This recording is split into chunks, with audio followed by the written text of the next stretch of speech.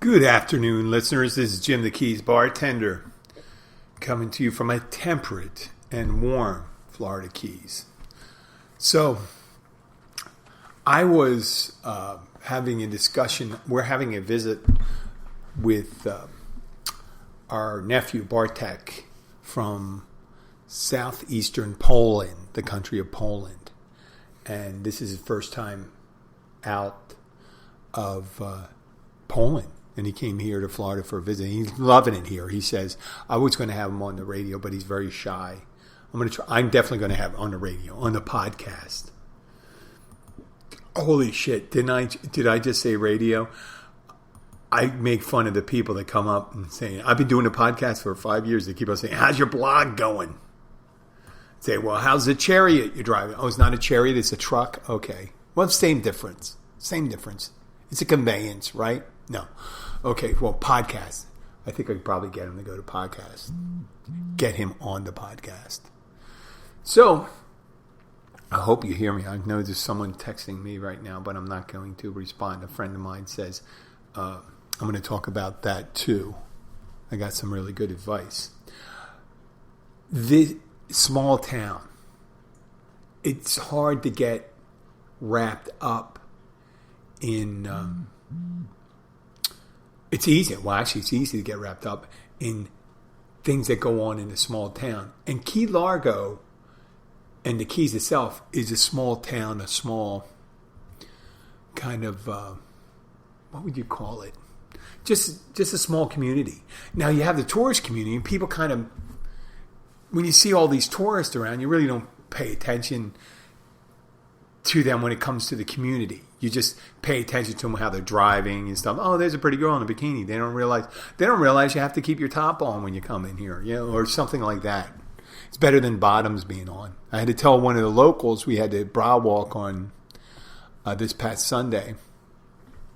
They had this pink bra walk for breast cancer awareness. But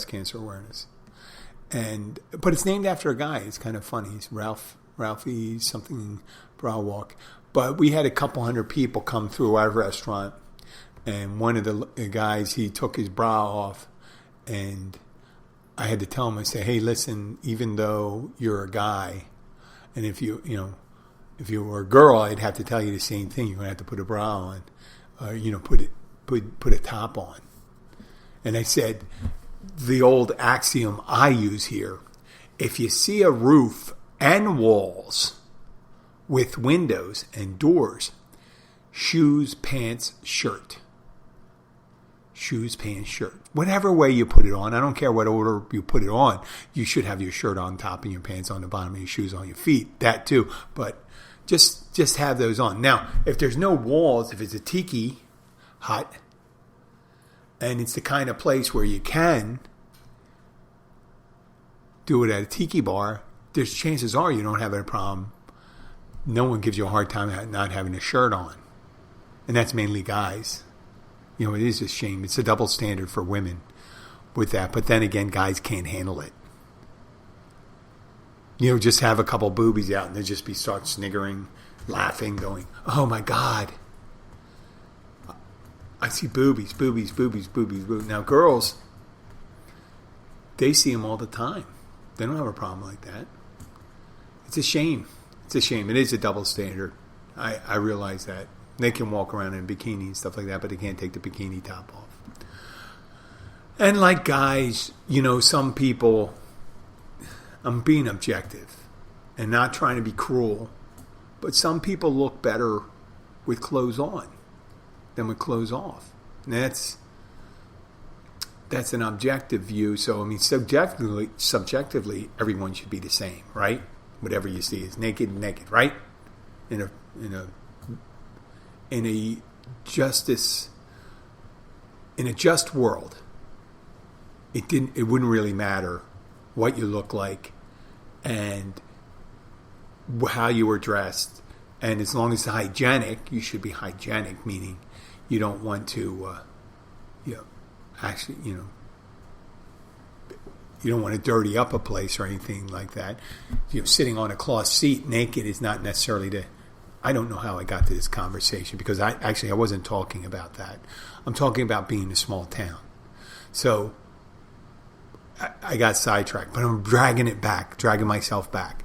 So all these people in the Brawl Walk and all this stuff, I knew them. They were all locals, a couple hundred of them. If you don't know them by name, you know them by appearance, and you see them at the supermarket. Every time you just see the people there, you see the people that work at the supermarket, you recognize them. They recognize you. You go to the doctor's office, you know everyone. You go into a restaurant, you know at least a couple people there. Or places where regulars go, like automotive stores. Or what else do they go to? Like office supply. But the tourist places, you're more likely to be there and you don't see as many people. So if you were looking, even though in peak season, which we are pretty much in peak season here, there's normally only citizens of Key Largo, about 8,000 to 9,000 people in the area called Key Largo. And that's spread out pretty good.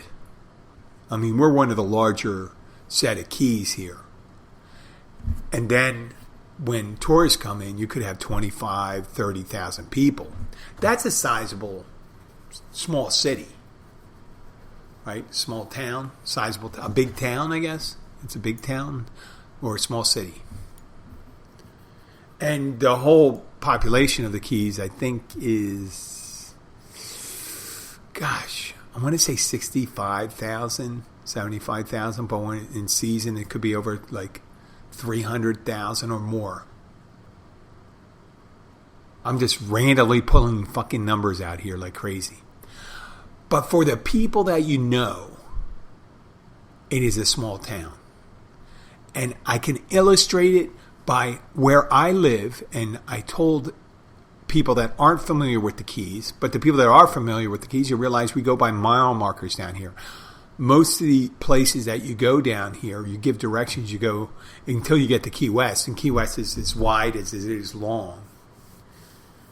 It's a big, small city here, or it's a small city, let's say, Key West. But every other place down here, most of the businesses and residents are within a couple hundred yards of the main highway. So you would just I live near 97, 86 and things like that. But I'm at 102. Mile marker 102. If I go down to mile marker 0 and I sit on Duval Street, the main street in Key West, the main hub of activity, and I sit at Caroline's, let's say, and I'm drinking a Heineken 0.0, 0% alcohol, or an iced tea or coffee, and eating a black and mahi sandwich.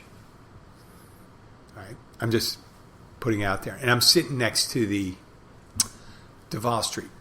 If I sit there for an hour and I'm attentive, I will know at least one person. I will know at least one person. I'll know by name if I'm paying attention. And I would bet even money that I would run into one. And then I would give longer odds about two sets of people. It's just 100 miles away. How many places do you go 100 miles away from and you see people that you know? Now, Philadelphia, I could go 4 blocks away or 5 blocks away and never see a person that I know. My supermarket was less than a mile away, and I go in there for years, and I'd never run into anybody I knew. Because there's so many goddamn supermarkets and stuff like that, and there's different times and are open longer and this and that. So the thing is, if you're going to lay low, the Keys are not the place to lay low. I'd always see some of these old movies, and people are talking about witness relocation. Well, this is the worst place to do, witness relocation. Because everyone knows there was one guy at this marina that I was living at, the Pilot House Marina. And the guy's passed away. He used to call him Uncle something or other. Because I call him Uncle Ed. Let's say call him Uncle Ed. My buddy was named Ed, but this wasn't the same guy. Or Uncle Stan. Let's call him Uncle Stan. And he was from someplace up north, and he was somewhat affiliated with, who would let it be known he was in organized crime at one time, but he wasn't really then. And I'm thinking, well, what the hell? Why would you let people know? And what if he was in what he make it sound like he was in witness protection? I said, why would you hang out at one of the most popular watering holes in Key Largo and have everyone know your name and where you're from and kind of something about your sketchy background? You know, you're either a low-level thing that no one would ever want you, an organized crime, and say, well, we don't really care. The guy didn't give any information. Or you weren't. And sneaking around. I don't know how these guys sneak around down here. How would you sneak around down here? Where do you go? I mean, you go to a local restaurant, you're going to probably know like 4 or 5 people you know. Even if you go, like I said, if you go down to Key West and you're sitting in Caroline's with someone. But you go to Miami, no problem. You could be in Brickell, sitting there. You know, you could have sex on a park bench. No one would. Well, they know you're the person having sex on a park bench, but you know that's anonymity of a small town. You don't come here to hide. It's funny, you small town. It's better to go to a big town.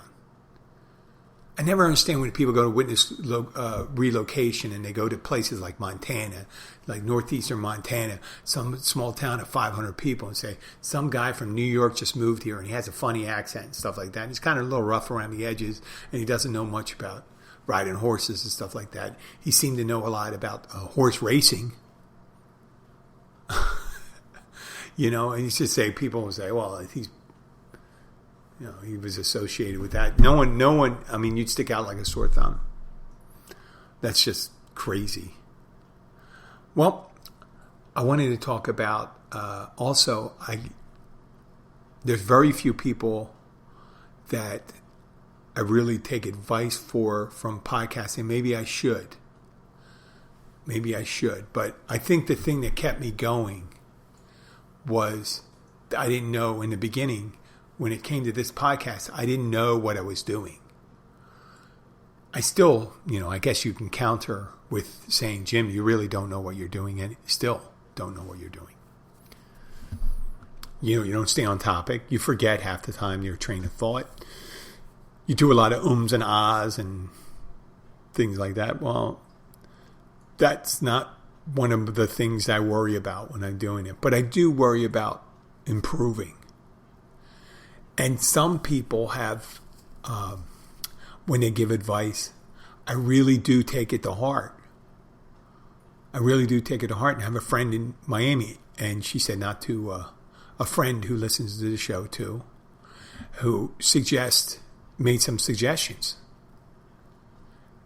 And it wasn't necessarily about the content, other than making sure I would have a guest. And she says, listen, don't worry about if your guest doesn't show up. Just book guest. If they show up, you have a guest. And you know what? I should do that. That was 100% right. And she also said that I needed to do more on Instagram, do some more, maybe some narrated videos showing where I live, what I do, kind of things I'm up to, like give you an idea of maybe do a video walking to the, just getting up in the morning, going to the gym, seeing what it's like outside, stopping for coffee, getting gas. This is what the keys. This is me going to the fish market. I always tell people like that when they say, hey, you're a fisherman. I said, I am a great fisherman. Because when I go out for yellowtail, I come back with yellowtail and it's filleted and it's 1.5 pounds. I never have excess yellowtail because I go to the fish market. I don't go out on the water and spend $100 or $200 on fuel and a nice sunburn to come back with 20 pounds of fish that I'll only eat like 1 pound of. Just not my style. I'm a meat eater. I know I should be eating more fish. Well, I'm getting back to the advice. I've always been looking to improve, and I know that the interview, bringing people in and being having someone as a guest and having them talk instead of me just doing the one to blab. I said, boy, that would be good. And also give me a little, I guess, it'll give me a little orientation on where I should be. I always thought that I got as a bartender because a lot of things I talk about, I'll bring up, and people say, why are you bringing up that topic here? I said, I'm just doing a trial run right here at the bar. I'll just bring it up like my whey protein powder with almond milk. I have everyone thinking or telling everyone it's Cambodian breast milk. Totally lifted from Dave Chappelle. I realize that. But you know what? These crackers down here aren't familiar with Dave Chappelle, so it's all new to them. But I do credit him when he said I stole this from Dave Chappelle. No one, the comedians supposedly don't do that. But on other things, okay, topics, things that are interesting, they just come up. We get a lot of our regulars in there, also our regulars at trivia. And for some reason, they think I have the answer. And I when they come and ask me a question, and they said, well, you're good at trivia. And I said, if there was only a thing, that you could have in your hand that you could just ask any question of and then probably give you the right answer, it would be amazing if that existed. And they look at me, you mean like my phone? I say, yeah, like your phone. I mean, are you trying? Is it that hard to just go and speak into it, hey, Google. Oh, it just came up. What's the open? Sorry, I don't understand. That's all right, Google. Thank you very much. Okay, I think that's enough right there. See, just a proof. Oh my God. I wonder if I have to get written approval from GOOGLE to have that voice on. But I won't do it. I won't do it right now. Obviously, my phone's left on and no phone calls come in. But I do love getting advice from people that actually enjoy the show. And I want to thank my friend. I'm taking it to heart. I'm going to try really hard to incorporate the things that were suggested. And as I was saying to my nephew, Bartek, that you can spend your whole life traveling, meeting new people, doing things, having lots of different activities and things like that. Which, if you're doing a lot of activities and going through your tendency, it would end up being what I'm suggesting. What I'm suggesting is, if you're changing your perspective and your views on things, it's as if you traveled 1,000,000 miles and been in 100 different places. If you can regularly change your mind and grow to be somewhat understanding of a concept that you did not previously conceive of, you go a long way to reducing the ennui and boredom of life. I mean, just doing the podcast does that to me. And sometimes I lose perspective. I realize that. And I realize sometimes I'm kind of set in my ways. But I suggested to my nephew, I said, that's the thing with people in relationships too. It's nice when people meet people after, like in their 40s and 50s and stuff like that.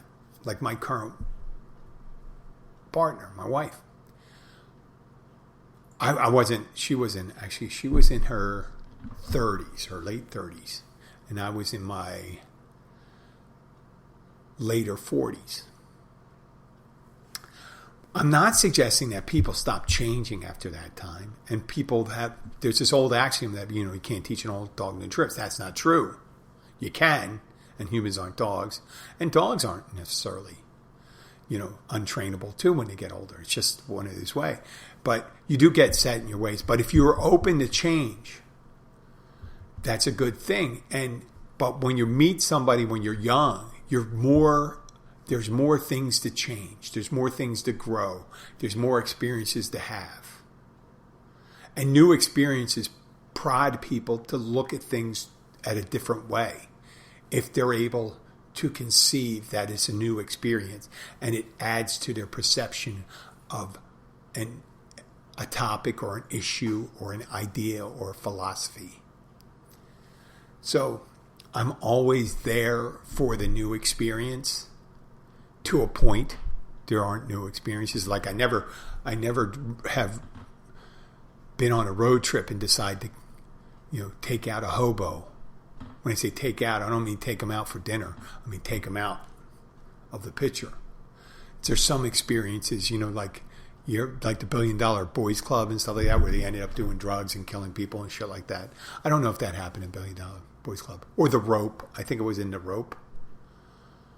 It was a Hitchcock movie where these two wealthy young men decide to commit a murder for the thrill of it. A new experience. A new experience. Not every experience needs to be felt. Not every experience, but some people feel it. You can get their perspective of it. I'm not going to shoot someone to know what that feels like. I'll just assume that after doing that, I'd feel like a piece of shit, stuff like that. Unless I had to. I don't know why I'm going in that direction, so I'm going to detract that one. But there's some things I don't need to experience in order to grow. And I'll leave it at that. But there's a lot of things that you can experience that won't hurt you and hurt anybody else that help you. And a new perspective actually makes us more complex, interesting people, more accepting of others, and being able to have a little more patience when someone of a different viewpoint crosses our path. I get that every so often. There's some viewpoints that are so dark that it's really hard to get an understanding with. You can attempt to do it, but you just have to. Sometimes you're going to say some things are so dark and so, let's say, malevolent that you can't really appreciate where they're coming from. You just say, "Wow, someone did a number on you," and it's going to be very hard for you to back out. And there's some people that do come back from things like that, and other people that don't. So I'm going to leave that topic on there, that almost all experiences are good. Almost all experiences are good as long as no one's hurt and you're not feeling horrible about misplacing your trust in someone and stuff like that. Almost all experiences are a good thing if they don't hurt other people. So, lastly, time anxiety. Is there such a thing? I mean, you hear about it all the time. People just I get that. When I have to do things, I think it's a combination of procrastinating and that you create when things are going well in your life. And this is when things are going well in my life. Sometimes I think I artificially manufacture crises in order to create anxiety that's not there, in order to bring my body back into a normal of having some anxiety. And I should realize that I don't have it. I don't need to have it. I don't need to have that in my life. I could just go and do the things I need to do. Today I had to go and get a referral for my daughter who had a small broken digit a small on a tip of her pinky. But it's you want to take care of your kids and stuff like that, so you're checking out an orthopedic for the smallest of bones on the smallest of appendages, the pinky. And then I had to mail something to UPS. I had to call up and check with the post office for a passport meeting, and then go to the gym. And because I had to go to the gym. You know why? Because I didn't want to go to the gym. I didn't want to do any of those things. Like I said in previous episodes, I am a procrastinator. I'm a very committed, lazy person. I'm committed to doing nothing. I am Nicholas Nickleby. Was it Nicholas? No, it's not Nicholas Nickleby. It's another Dickens one, but it's about a bookkeeper in old London that decided not. It wasn't Nicholas Nickleby. It was, I forget the name. What? Hey Google, what's the name of the Dickens play about the bookkeeper that didn't want to do anything?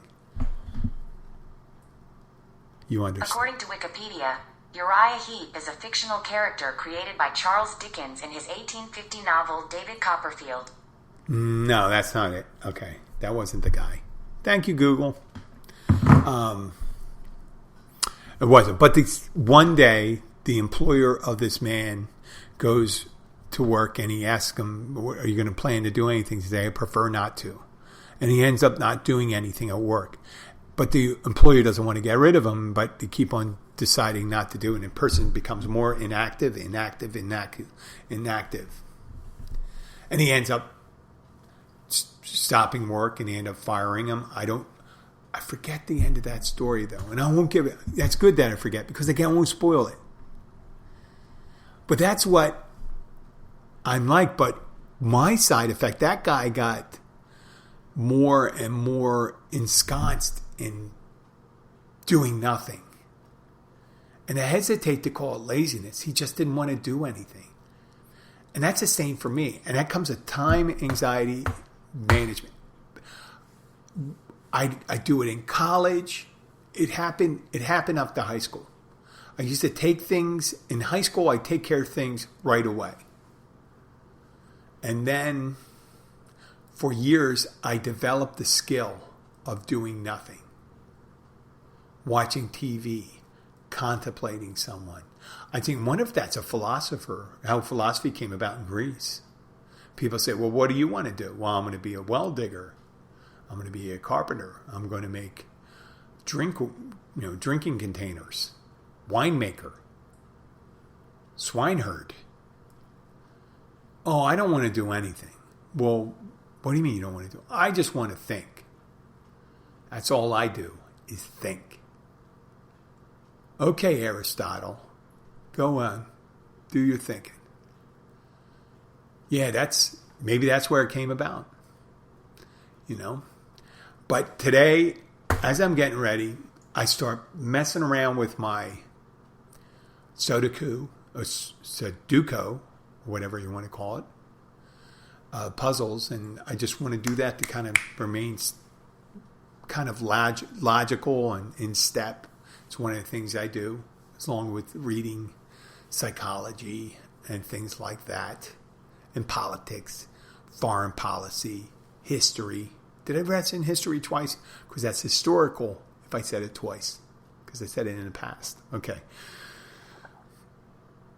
So I'm thinking about all these things, but I'm not thinking about the things I'm supposed to get done. There's so many things I can get done. There's other things I could do right now. I tell people at work, and they said, well, is this the only thing you do? And then I tell them everything else I do. And they go, oh, where do you get the time? I said, I have plenty of time. I still have plenty of time. I have so much time.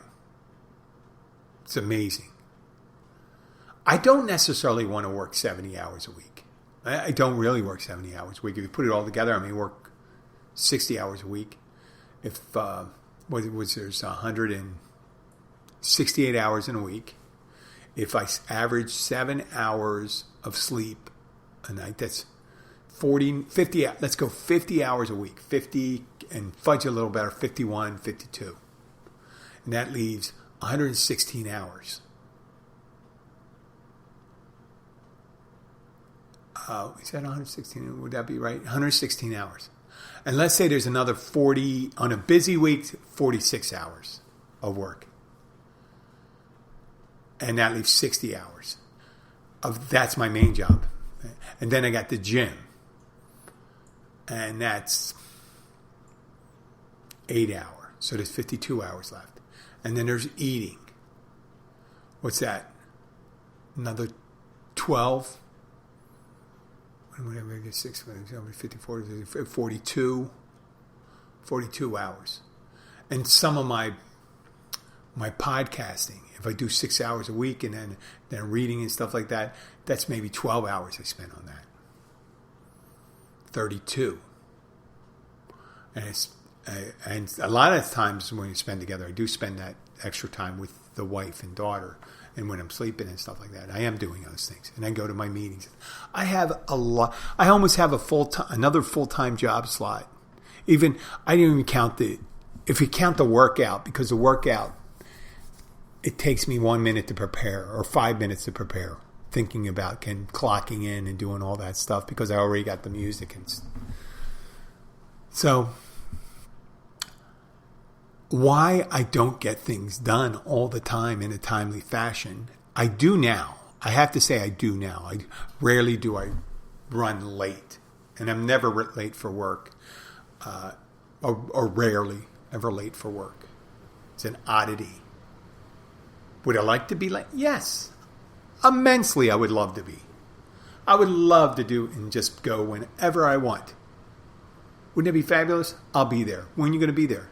I'll either be there at 4 or 7 or 9. I would love to do that. But could I physically do that? Could I do that mentally without being anxious? There's on my normal days off, when let's say they closed a restaurant for something, for an illness or something recently, for COVID, and I'm not there, my body's thinking, well, I'm supposed to be there. I got to be there. Oh, it's 2:30. Maybe I'm supposed to be picking up my daughter. I used to think when I had my little dog, before Roxy passed away, oh, maybe Roxy has to go to the bathroom. Maybe I have to do. You're always thinking those things. Time. Right? When there's all the time in the world, and once you get 1 week ends, there's another week behind it. Eventually, time may end. And time will certainly end for me. Eventually. But there is so much time.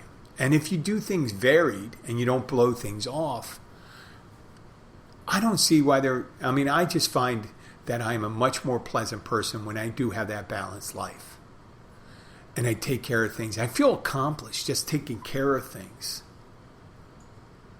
Take care of things. Sometimes people don't, like the IRS. I still haven't gotten my refund from 2021, which I filed over a year ago. And we've been talking back and forth, and because of the so many messages we have going back and forth, I have no idea. Well, I have an idea within a couple hundred how much I'm going to get back. It's sizable, but other people have different, what would you call, priorities when it comes to timeliness, being ready.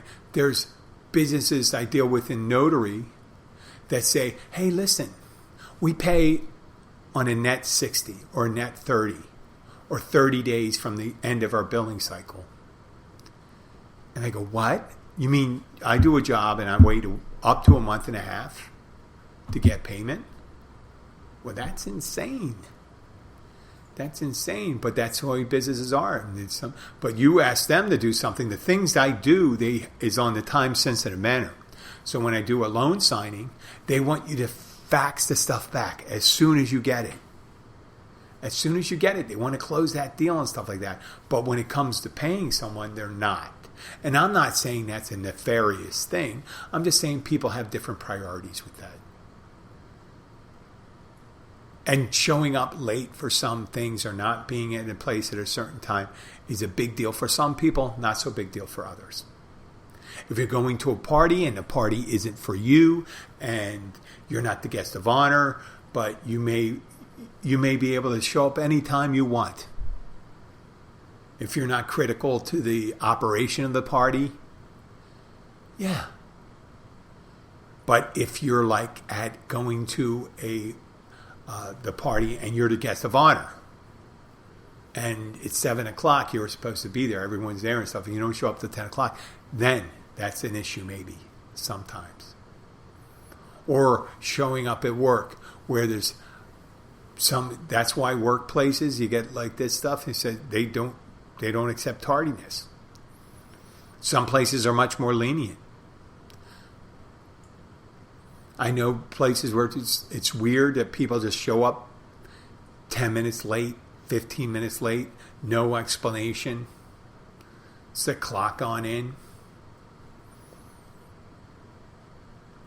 I mean, maybe they're the lucky ones because they don't get wrapped up in that thing about time. Getting up, who was it? The rabbit in Alice in Wonderland? The one with the hat who always, it was a rabbit or whatever. He's always late for an appointment. Always running late.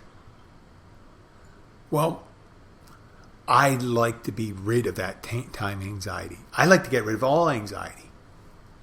As a matter of fact, one of the reasons I go to the gym and work out real hard is my remedy for anxiety. Because I realize if I got all that energy, then maybe I should do something with it. Well, I'd like to thank everyone for listening. I'd like to thank my friend in Miami who told me not to mention her name. I won't mention her name. I will mention Justina. She's a flight attendant from LOT. She's a friend of the family. Agnieszka, her mom, does a lot. Does a lot for Abby and I. I really do appreciate their friendship. Robert, Agnieszka, Carolina, who stayed with us a couple of years ago.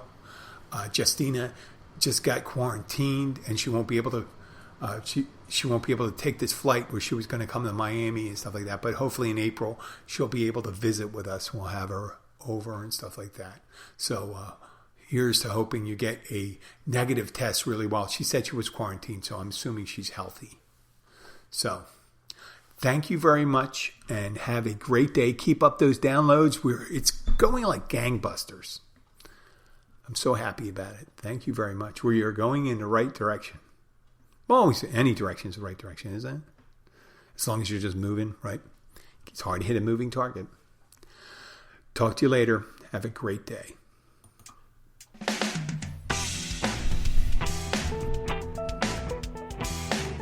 Only in days. Oh.